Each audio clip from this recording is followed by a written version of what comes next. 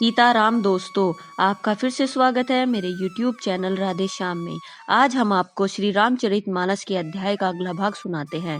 सुनाने से पहले मेरी आप सबसे विनती है कि आप सब मेरे चैनल को सब्सक्राइब, लाइक और शेयर करना ना भूलें। तो चलो आइए शुरू करते हैं। आज की राम कथा प्रारंभ करते हैं। जय श्री राम।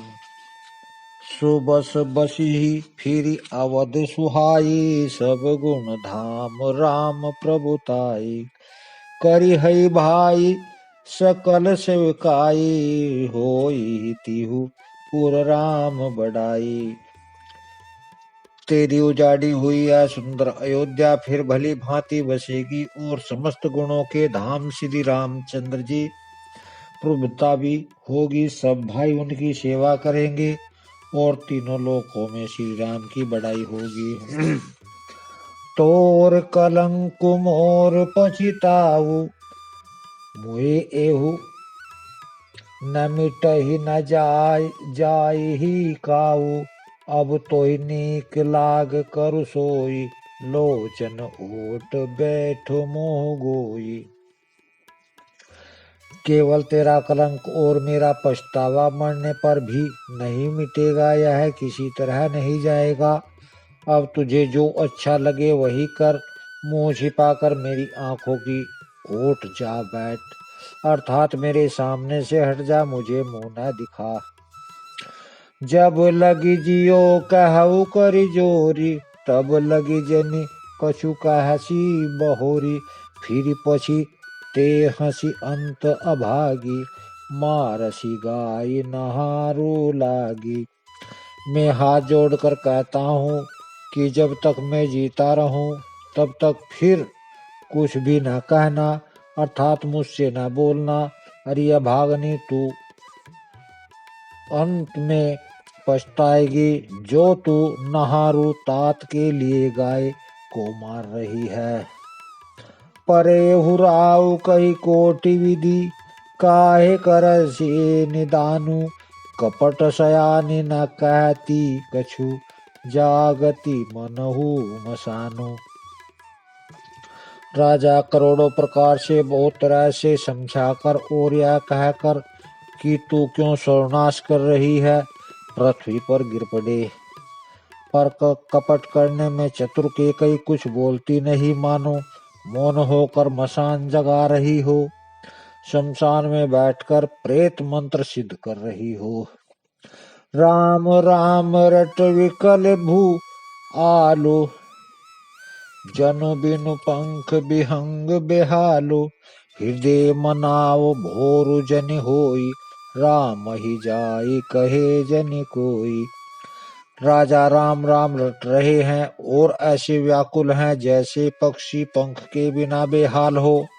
वे अपने हृदय में मानते हैं कि सवेरा न हो और कोई जाकर रामचंद्र से यह बात न कहे। उदय करहु जनि रवि रघुकुल गुर, अवध विलोक सोल होई ही उर। भूप प्रीति के कई कठिनाई, उभे अवधि विधि रची बनाई। हे रघुकुल के गुरु, बडेरे मूल पुरुष सूर्य भगवान, आप अपना उदय न करें।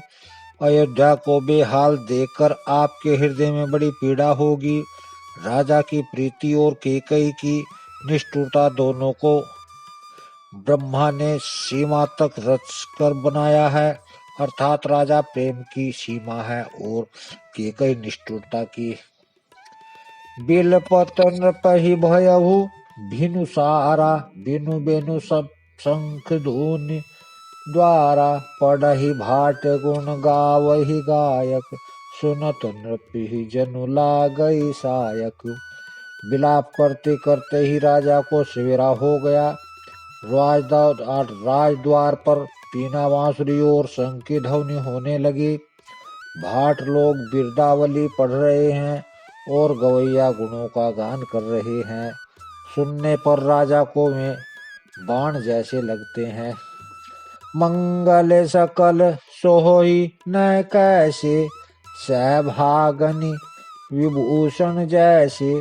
तेई निशि नींद परी नहीं काहू, राम दरस लाल साऊ छाऊ। राजा को यह सब मंगल साज कैसे नहीं सुहा रहे हैं, जैसे पति के साथ सती होने वाली स्त्री को आभूषण। श्री रामचंद्र जी के दर्शन की लालसा और उत्साह के कारण उस रात्रि में किसी को भी नींद नहीं आई। द्वार भीर सेवक सचिव कई उदित रवि देखी, जागे अजहु न अवधपति कारण कवनु विशेषी। राजद्वार पर मंत्रियों और सेवकों की भीड़ लगी है। वे सब सूर्य को उदय हुआ देखकर कहते हैं कि ऐसा कौन सा विशेष कारण है कि अवधपति दशरथ जी अभी तक नहीं जागे।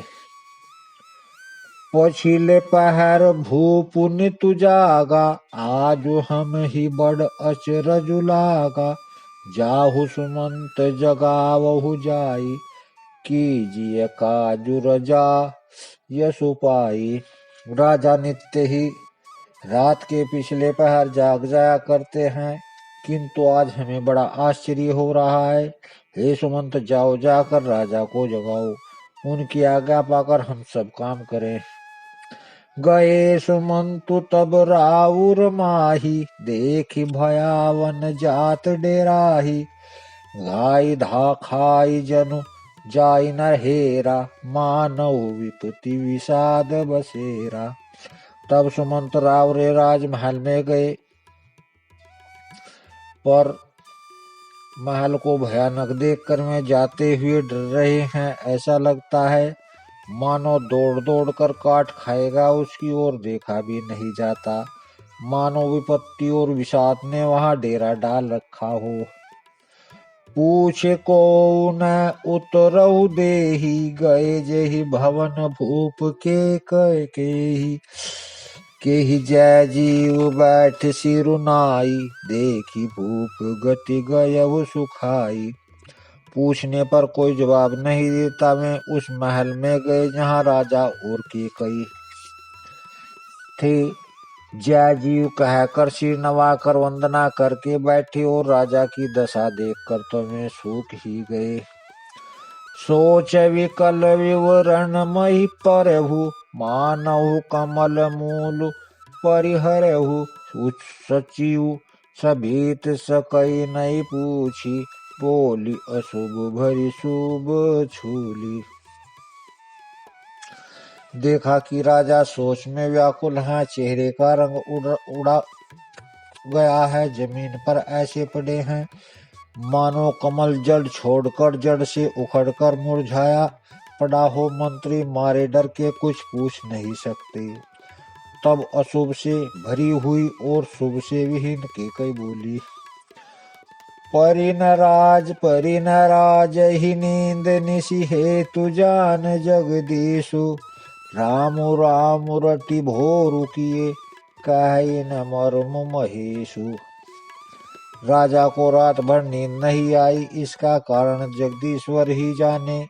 इन्होंने राम राम रटकर सवेरा ही किया, परंतु इसका भेद राजा कुछ भी नहीं बतलाते। आनहु राम ही बेगु बोलाई, समाचार तब पूछहु आई। चलहु सुमंतु राय रुख जानी, लखी कुचाल कीने कछुरानी। तुम जल्दी राम को बुला लाओ, तब आकर समाचार पूछना। राजा का रुख जानकर सुमंत जी चले और समझ गए कि रानी ने कुछ कुचाल की है। सोच विकल मग परई न पाऊ, राम ही बोल कहे ही काराऊ। उर धरि धीरजु गयहु दुलारे, पूछई सकल देखी मनु मारे। सुमंत सोच में व्याकुल हैं, रास्ते पर पैर नहीं पड़ता, आगे बढ़ा नहीं जाता। सोचते हैं राम जी को बुलाकर राजा क्या कहेंगे। किसी तरह हृदय में धीरज धर कर वे द्वार पर गए। सब लोगों को उनको मन मारे उदास देखकर पूछने लगे, समाधान करी सो सब ही का। गयहु जहाँ दिन कर कुल टीका, राम सुमत त्रही आवत देखा, आदरु कीन पिता समलेखा। सब लोगों का समाधान करके किसी तरह समझा बुझा कर सुमंत वहां गए, जहाँ सूर्य कुल के तिलक श्री रामचंद्र जी थे।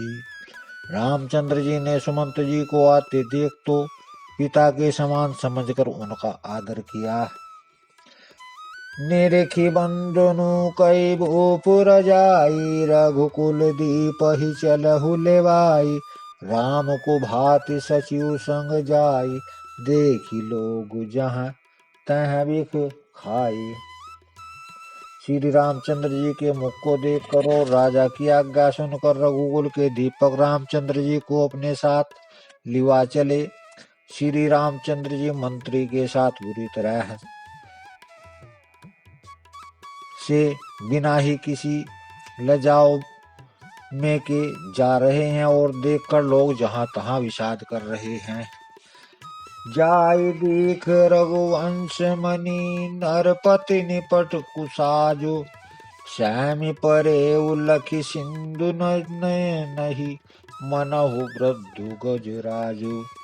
रघुवंश मणि श्री रामचंद्र ने जाकर देखा कि राजा अत्यंत ही बुरी तरह हालत में पड़े हैं, मानो सीनी को देखकर कोई बूढ़ा गजराज सहम कर गिर पड़ा हो। सुखई अधर जरई सबु अंगु, मनहु दीन मनहीन भुवंगु। स्वरूप समीप देखी के कई, मानव मीचु धरि गन लेहि। राजा के होठ सूख रहे हैं और सारा शरीर चल रहा है, मानो मणि के बिना सांप दुखी हो रहा हो।